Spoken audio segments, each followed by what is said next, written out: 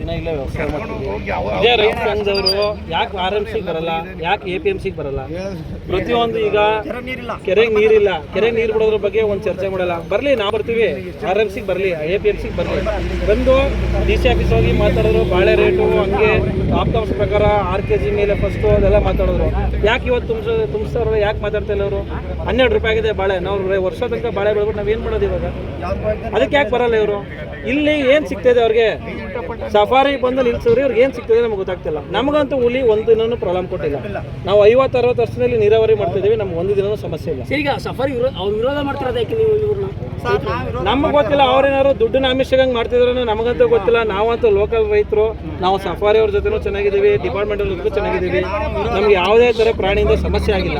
Safari ಬೇಕು, safari ಬೇಕು. ಈಗ ನಾವು ಜಮೀನು ಮಾರಬೇಕು, ನಮ್ಗೆ ಸಾಲ ಬಂದಿದೆ. ಸಫಾರಿ ಇರೋದಕ್ಕೆ ಯಾರು ಬಂದು ಜಮೀನು ತಗೋತಿಲ್ಲ. ಮುಂಚೆ 50 ಲಕ್ಷ 60 ಲಕ್ಷ ಕೇಳ್ತೀವ್ರಿ, 20 ಲಕ್ಷಕ್ಕೂ ಕೇಳೋರಿಲ್ಲ. ಇದಕ್ಕೆ ಯಾರು ಕಾರಣ? ಇದಕ್ಕೆ ಹೊನ್ನೂರು ಪ್ರಕಾಶ್ ಅವರೇ ನೇರ ಕಾರಣ. ಇದಕ್ಕೆ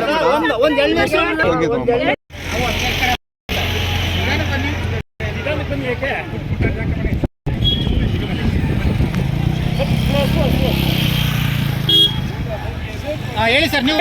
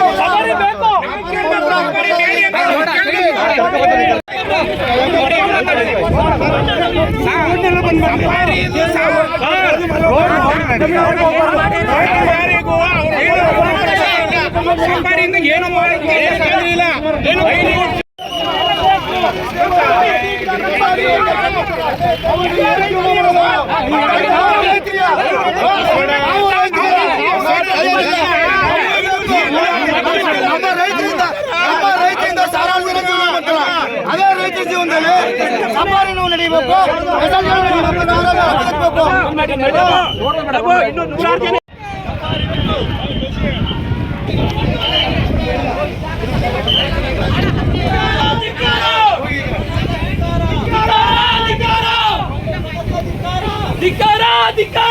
ಒಂದು ಪ್ರಕಾಶ್ಗೆ ಧಿಕ್ಕಾರ.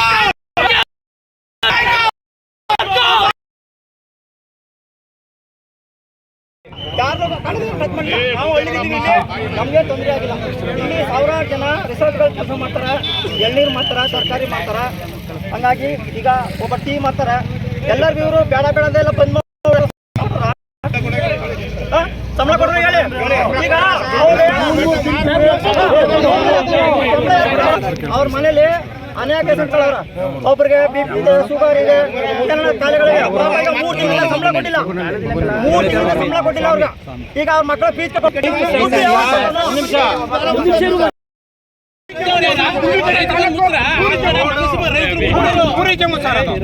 ಅದಕ್ಕೋಸ್ಕರ ದಯವಿಟ್ಟು ಇವನಕ್ಕ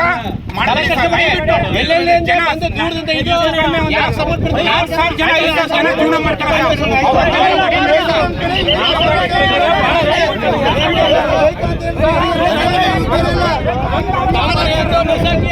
ನಾವು ರೈತರಿಗೆ ಸ್ವಚ್ಛ ರೈತರು ಕೆಲಸ ಮಾಡೋ ನಿಲ್ಸೇ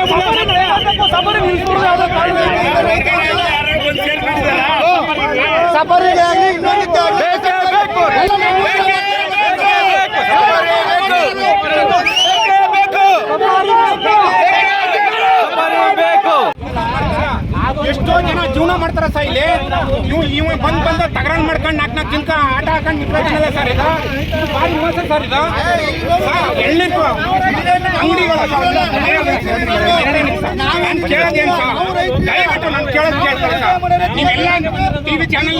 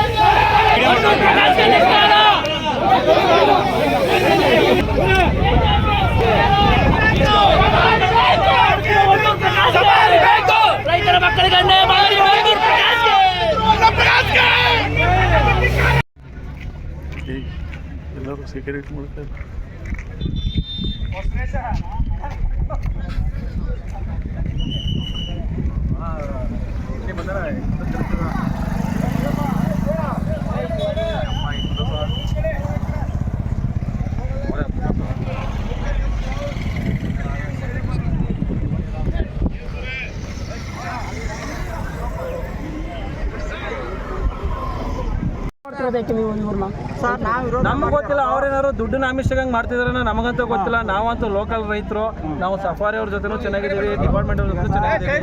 ನಮ್ಗೆ ಯಾವುದೇ ಥರ ಪ್ರಾಣಿಯಿಂದ ಸಮಸ್ಯೆ ಆಗಿಲ್ಲ. ನಿಮ್ಮ ಸಫಾರಿ ಬೇಕು. ಸಫಾರಿ ಬೇಕು.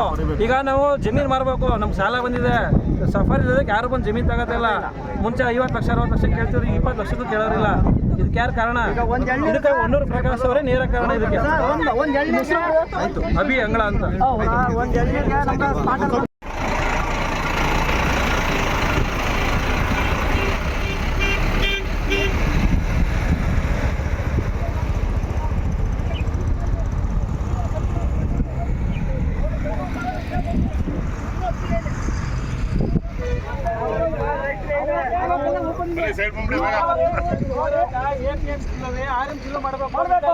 ರೈತರಿಗೆ ತೊಂದರೆ ಆದ ಬಾಳೆ ರೇಟ್ ಬಗ್ಗೆ ರೈತರಿಗೆ ತೊಂದರೆ ಆದ ಮಾಡೋದು. ಬಾಳೆ ರೇಟ್ 12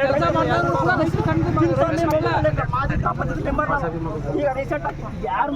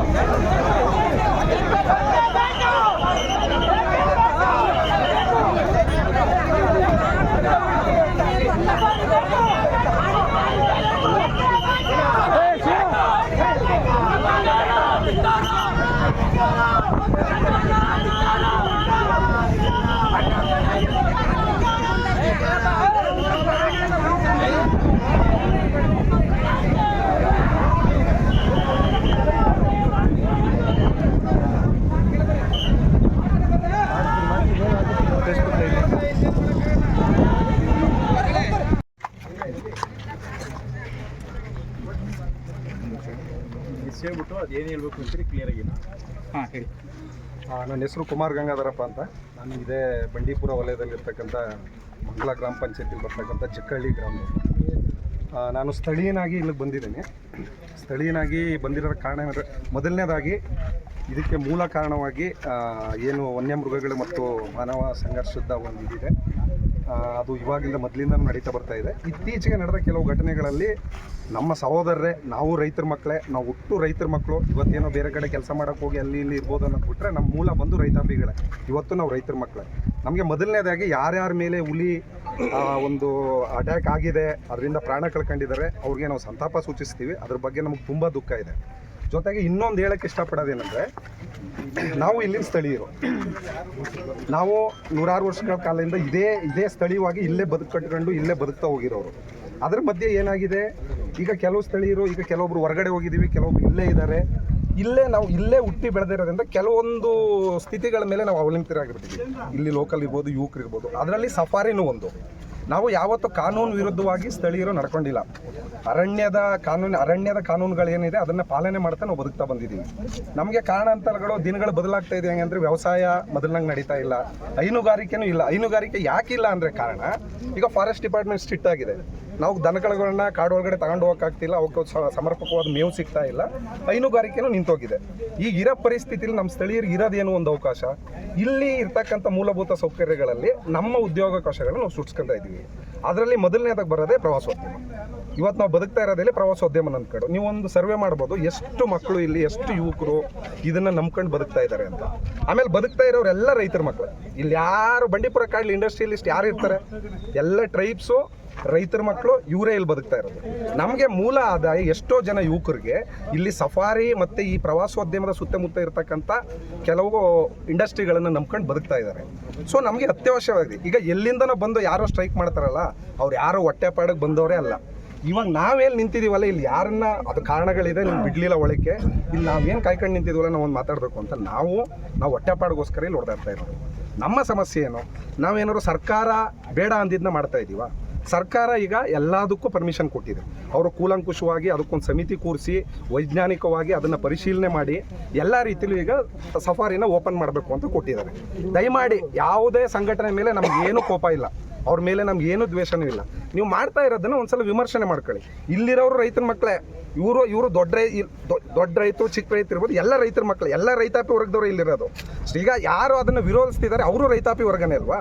ಅವರು ಸ್ವಲ್ಪ ಯೋಚನೆ ಮಾಡಬೇಕು. ಇಲ್ಲಿರೋರು ರೈತನ ಮಕ್ಕಳೇ. ರೈತನ ಮಗ ಎಲ್ಲಿಗ್ರಿ ಹೋಯ್ತಾನೆ? ವ್ಯವಸಾಯ ಇಲ್ಲ ಕಣ್ರಿ, ನಾವು ಕಾಡಲ್ಲಿ ಮಾಡೋಕ್ಕಾಗ್ತಿಲ್ಲ ಈಗ ವ್ಯವಸಾಯನ. ಎಲ್ಲರೂ ಬೆಂಗಳೂರಿಗೆ ಹೋಗೋಕ್ಕಾಯ್ತದ? ಇಲ್ಲಿ ಯಾರೋ ಅವ್ರ ಕೈಕಾಲಾಗದಿರೋ ಅಪ್ಪ ಇರ್ತಾರೆ, ಅಮ್ಮ ಇರ್ತಾರೆ, ಅವ್ರನ್ನ ನೋಡ್ಕೋಬೇಕಾಗಿರುತ್ತೆ. ನಮ್ಮ ಹೊಟ್ಟೆಪಾಡಿಗೋಸ್ಕರ ನಾವು ಇಲ್ಲೇನೋ ಬದುಕ್ತಾ ಇದ್ದೀವಿ.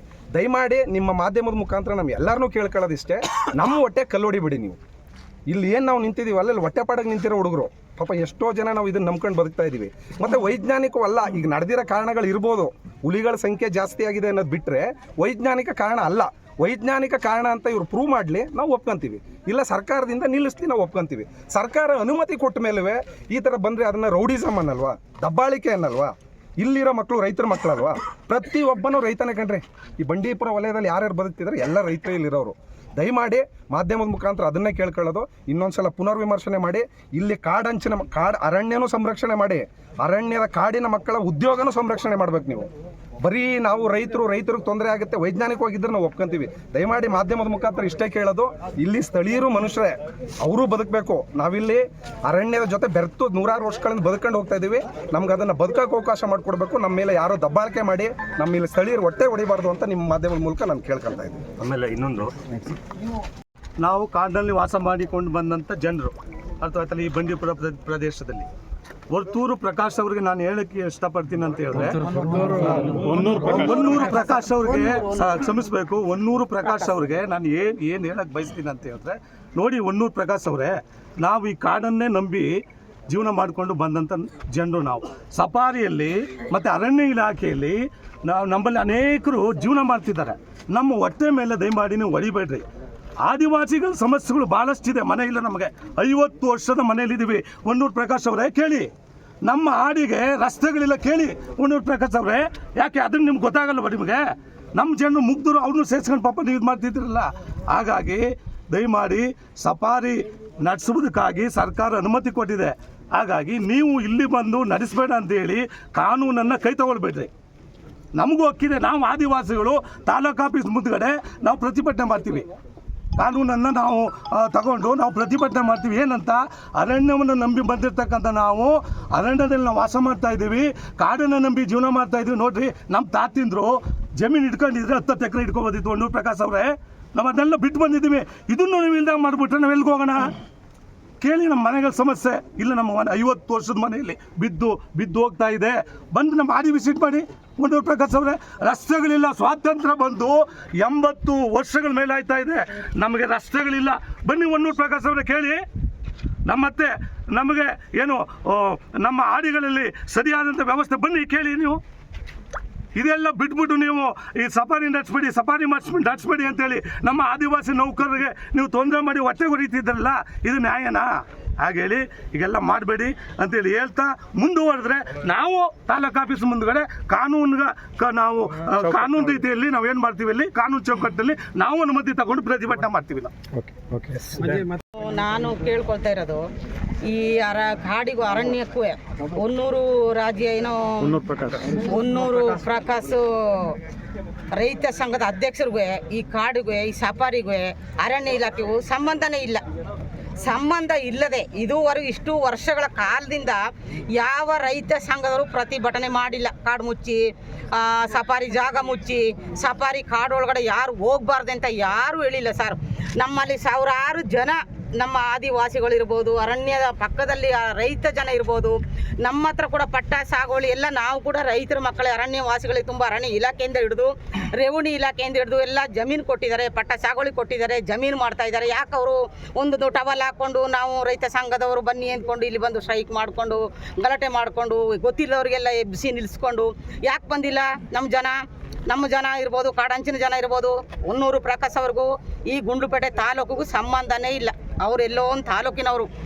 ಈ ನಮ್ಮ ಉದ್ದೇಶ ಏನೆಂದರೆ, ನಮ್ಮ ಸಫಾರಿ ಯಾವುದೇ ಕಾರಣಕ್ಕೂ ನಿಲ್ಲಬಾರ್ದು. ಇಷ್ಟು ವರ್ಷ ತಲಾಂತರ ಸಫಾರಿ ಶುರುವಾದ್ರಿಂದ ಯಾರೂ ಸಫಾರಿ ನಿಲ್ಲಿಸಿಲ್ಲ.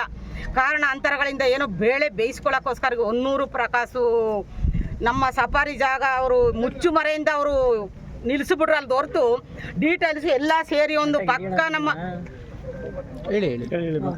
ಪಕ್ಕ ಎಲ್ಲ ಕೂತ್ಕೊಂಡು ನಮ್ಮ ಅರಣ್ಯ ಇಲಾಖೆ ಇರ್ಬೋದು, ಕಾಡಂಚಿನ ಜನ ಇರ್ಬೋದು, ರೈತರು ಇರ್ಬೋದು, ದೊಡ್ಡ ಲೀಡರ್ಗಳು ಇರ್ಬೋದು, ಒಂದು ಅರಣ್ಯ ಮಂತ್ರಿ ಇರ್ಬೋದು, ರಾಜಕಾರಣದಲ್ಲಿ ಇರೋಂಥ ಮಂತ್ರಿ ಎಲ್ಲ ಸೇರಿ ಮೀಟಿಂಗ್ ಮಾಡಿ ಒಂದು ಅವಕಾಶ ತಗೊಂಡು ನಮ್ಮ ಅರಣ್ಯ ಇಲಾಖೆ ಅಧಿಕಾರಿಗಳು ಟೈಮ್ ತಗೊಂಡು ನಾವು ಇದು ಮಾಡ್ಬೋದು. ನಮ್ಮ ಅರಣ್ಯ ಇಲಾಖೆ ಪಾಪ ಅವರು ತಕ್ಷಣದಲ್ಲಿ ಅವರು ದೋಜಿಲ್ಲ, ತಲೆ ಓಡಿಲ್ಲ.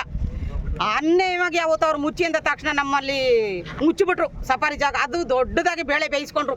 ಯಾರು? ನಮ್ಮ ಹೊನ್ನೂರು ಪ್ರಕಾಶ್ ಅವರು ರೈತ ಸಂಘದ ಅಧ್ಯಕ್ಷರು ಪೈನಾಗಿ ಬೇಳೆ ಬೇಯಿಸಿ ಸಾರು ಮಾಡಿ ತಿನ್ಕೊಂಡ್ರು. ಏನೋ 3 ತಿಂಗಳು ಆಯಿತು. ಇವಾಗ ಸರ್ಕಾರನೇ ತೆಗೀಲಿ, ಓಪನ್ ಮಾಡಿರಲಿ, ಕಾಡಿಗೆ ಹೋಗಲಿ, ನಮ್ಮ ಸಫಾರಿ ನಡೀಲಿ, ಕಾಡಿನ ಅಂಚಿನ ಜನ ಇರ್ಬೋದು, ರೈತರ ಮಕ್ಕ ಇರ್ಬೋದು, ಪಾಪ ಎಷ್ಟೋ ಜನ ಸಾವಿರಾರು ಜನ ಜೀವನ ಮಾಡ್ತಾ ಇದ್ದಾರೆ. ಅವ್ರು ತೆಗೀಲಿ ಅಂತ ಸರ್ಕಾರ ಅವಕಾಶ ಕೊಟ್ಟ ತಕ್ಷಣ ಆಯಿತು ಅಂತ ಇರಬೇಕಲ್ದು ಹೊರತು ಮತ್ತೆ ದೊಡ್ಡ ರೌಡಿಸಮ್ ಮಾಡಿಕೊಂಡು ದೌರ್ಜನ್ಯ ಮಾಡಿಕೊಂಡು ಇಲ್ಲಿ ಬಂದು ಕೂತ್ಕೊಂಡು ಪ್ರತಿಭಟನೆ ಮಾಡಿಕೊಂಡು ಸ್ಟ್ರೈಕ್ ಮಾಡಿಕೊಂಡು ಏನೇನೋ ಧಿಕ್ಕಾರ ಕೂತ್ಕೊಂಡು ಇದೆಲ್ಲ ಅವಲಕ್ಷಣ ಎನ್ನಿಸ್ತಾ ಇದೆ ಸರ್. ಇವಾಗ ನಮ್ಮ ಸಫಾರಿ ನಡಿಬೇಕು. ಅರಣ್ಯ ಇಲಾಖೆಯವರು ಕರೆಸೋದು, ಅವರಿಗೊಂದು ಗೌರವ ಬೇಡ? ಅರಣ್ಯ ಇಲಾಖೆ ಅವರು ದೊಡ್ಡ IFS ಅಧಿಕಾರಿಗಳು, ಅವರು CF ಇರ್ಬೋದು, ACF ಇರ್ಬೋದು, ಅರಣ್ಯ ರೇಂಜ್ ಆಫೀಸರ್ ಇರ್ಬೋದು, ಎಲ್ಲ ದೊಡ್ಡ ಅಧಿಕಾರಿಗಳು. ಅವರಿಗೊಂದು ತಾಯಿ ಬಗ್ಗೆ ಬೊಯ್ಯೋದು, ಅವರ ಹೆಂಡತಿ ಮಕ್ಕಳ ಬಗ್ಗೆ ಬೊಯ್ಯೋದು, ಇದೆಲ್ಲ ಅಧಿಕಾರ ಕೊಟ್ಟವ್ರು ಯಾರು? ಅವ್ರಿಗೆ ರೂಲ್ಸ್ ಕೊಟ್ಟವ್ರು ಯಾರು? ಆ ಹೊನ್ನೂರು ಪ್ರಕಾಶ್ ಅವ್ರಿಗೆ ಒಂದು ದೊಡ್ಡ ನಮ್ಮ ಆಫೀಸರ್ ನಮ್ಮ ಇಲ್ಲಿ ಮುಂದೆನೇ ಬಂದಿಲ್ಲ. SP ಸಾಹೇಬರು ಡಿಸ್ಟಿಕ್ಕಿಂದ ನಮ್ಮ SP ಸಾಹೇಬರು ಮೇಡಮ್ ಕೂಡ ಬಂದಿದ್ದಾರೆ. ಅವರ ಮುಂದೆ ಕೂಡ ನಮ್ಮ CF ಸಾಹೇಬರು ಬಂದಿಲ್ಲ. ಅವರಿಗೊಂದು ಮಾನ ಮರ್ಯಾದೆ ಒಂದು ಬೇಡಿ, ಒಂದು ಮಾತಾಡೋಕ್ಕೆ. ಇವ್ರ ಹೆಂಡತಿ ಮಕ್ಕಳಿಗೆ ಹಂಗೆ ಮಾತಾಡ್ಬಿಟ್ರೆ ಇವ್ರು ಬಿಡ್ತಿದ್ರಾ? ಇನ್ನೂ ಒಂದು 100,000 ರೈತರು ಕರ್ಕೊಂಡು ಬಂದು ದೊಡ್ಡ ಪ್ರತಿಭಟನೆ ಮಾಡ್ತಾ ಇದ್ರು. ಒಂದು ಮಾತಾಡ್ಬೇಕಾದ್ರೆ ಇತಿಮಿತಿ ಇರಬೇಕು. ಅವರು ರೈತ ಸಂಘದ ಅಧ್ಯಕ್ಷರೇ ಅಂತ ಹೇಳ್ಬಿಟ್ಟು ಆ ಥರ ಅವಲಕ್ಷಣ ಮಾತಾಡಲೇಬಾರ್ದು. ನಮ್ಮ ಬೇಡಿಕೆ ಏನಿಲ್ಲ ಸರ್, ಯಾರೇ ಬರಲಿ, ನಮ್ಮ ಸಫಾರಿ ಇವತ್ತಿಂದ ಪ್ರಾರಂಭ ಆಗಿದೆಲ್ಲ. ನಾಳೆ ಬೆಳಗಿಂದ 6 ಗಂಟೆಯಿಂದ ಸಫಾರಿ ನಮ್ಮ ಗಾಡಿ ಕಾಡೊಳಗೆ ಹೋಗ್ಬೇಕು, ಕಾಡೊಳಗೆ ಬರಬೇಕು. ಎಲ್ಲಿಂದನೋ ದೇಶದಲ್ಲಿಂದ ಬಂದಂಥ ಜನ ಸಫಾರಿ ಮಾಡಿ ಸಂತೋಷ ಪಡಬೇಕು. ನಮ್ಮ ಅರಣ್ಯ ಬಂಡೀಪುರ ರಾಷ್ಟ್ರೀಯ ಉದ್ಯಾನವನಕ್ಕೆ ಒಂದು ಒಳ್ಳೆಯ ಹೆಸರು ಬರಬೇಕು. ನಮ್ಮ ಅರಣ್ಯ ಅಧಿಕಾರಿಗಳೇ ಒಳ್ಳೆ ಕೆಲಸ ಮಾಡ್ತಾ ಇದ್ದಾರೆ, ಅವರಿಗೆ ಕೂಡ ಒಳ್ಳೆ ಹೆಸರು ಬರಬೇಕು. ಯಾರು ಕೆಟ್ಟದ್ದು ಮಾಡಿಲ್ಲ, ಕೆಟ್ಟದ್ದು ಬಯಸಿಲ್ಲ, ಎಲ್ಲ ಒಳ್ಳೆಯದು ಬಯಸ್ತಿದ್ದಾರೆ. ಅರಣ್ಯ ಅಧಿಕಾರಿಗಳು ಯಾರಿಗೂ ಮೋಸ ವಂಚನೆ ಮಾಡಿಲ್ಲ. ಎಲ್ಲರೂ ಜೊತೆ ತಾಯಿ ಮಕ್ಕಳಾಗಿ ಆದಿವಾಸಿಗಳು, ಕಾಡಂಚಿನ ಜನರಲ್ ಜನಗಳು, ನಮ್ಮ ಅರಣ್ಯ ಅಧಿಕಾರಿಗಳು ನಾವೆಲ್ಲ ಒಟ್ಟಿಗೆ ನಾವು ಚೆನ್ನಾಗಿದ್ದೀವಿ. ನಾಳೆಯಿಂದ ಸಫಾರಿ ನಡೀಲಿ ಅಂತೇಳಿ ನನ್ನ ಬೇಡಿಕೆ ಇಷ್ಟೇ ಸರ್. ನಮ್ಮ ಹೆಸರು ಪುಟ್ಟಮ್ಮ ಅಂತೇಳಿ ಸರ್, ಕಾರೆಮಾಳ ಪುಟ್ಟಮ್ಮ, ಟ್ರೈಬ್ಸ್.